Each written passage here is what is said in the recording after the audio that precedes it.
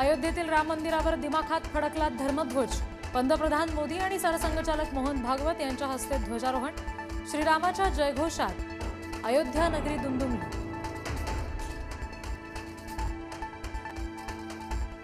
अनेक पिढ्यांच्या जखमा आज भरल्या।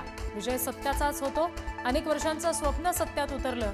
धर्मध्वजारोहण सोहळ्यात पंतप्रधान मोदींचं संबोधन।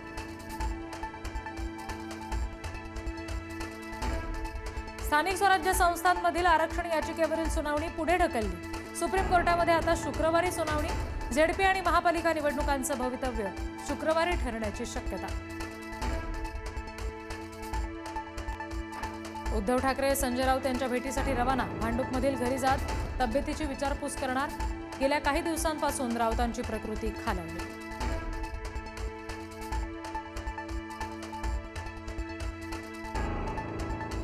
IIT बॉम्बेचे मुंबई केले नाही हे चांगलेच झाले।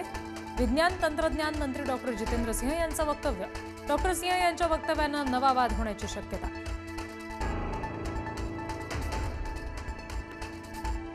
मुंबईतील छत्रपती शिवाजी महाराज पार्कात आज वंचितची संविधान सन्मान महासभा। प्रकाश आंबेडकर संध्याकाळी सभेला संबोधित करणार। आगामी निवडणुकीबाबत कोणती भूमिका जाहीर करणार याकडे लक्ष।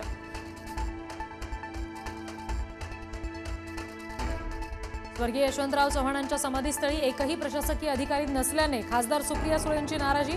मुख्यमंत्र्यांना लिहिणार पत्र। सरकार कुणाचंही असो, यशवंतराव चव्हाणांचा मान सन्मान पाळलाच पाहिजे, सुळेंची प्रतिक्रिया।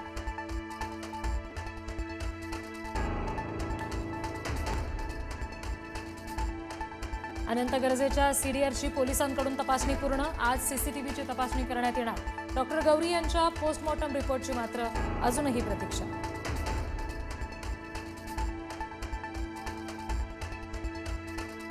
टीईटी परीक्षा पेपर फोडण्याचा प्रयत्न प्रकरणाची व्याप्ती वाढली। सांगली आणि साताऱ्यातून 11 जणांना अटक, तर मुख्य सूत्रधार महेश गायकवाडसह आतापर्यंत एकूण 18 जणांना अटक।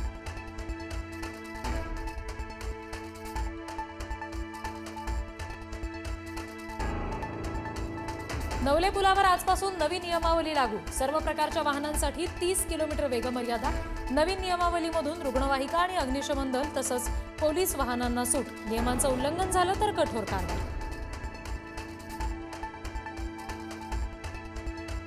संभाजीनगरच्या पंचतारांकित हॉटेलमध्ये महिलेचा 6 महिन्यांपासून संशयास्पद मुक्काम।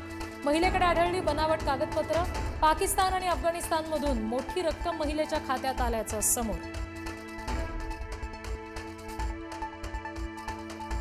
अमरावतीच्या मेळघाटातील 22 गावात अजूनही वीज नाही। वीज, रस्ते, पाणी या मूलभूत सुविधांसाठी जनहित याचिका।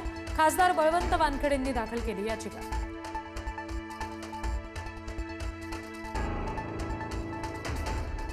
थंडी सुरू झालेली असतानाच मुंबईला हवा प्रदूषणाचा विळखा। मुंबई शहर आणि उपनगरांमधील हवा गुणवत्ता निर्देशांक 200 पार। मुंबईतील हवा आरोग्यासाठी अतिशय घातक। इथिओपियातील ज्वालामुखीचा उद्रेक। राखेचे ढग थेट दिल्ली मुंबईच्या आकाशात। भारतीय हवाई मार्गांवर ज्वालामुखीच्या राखेचा धोका। यंदा विवाह सोहळ्यांवर होणार 6.5 लाख कोटींचा खर्च। 14 डिसेंबरपर्यंत लग्नसराईची धूम। अर्थव्यवस्थेला मिळणार गती।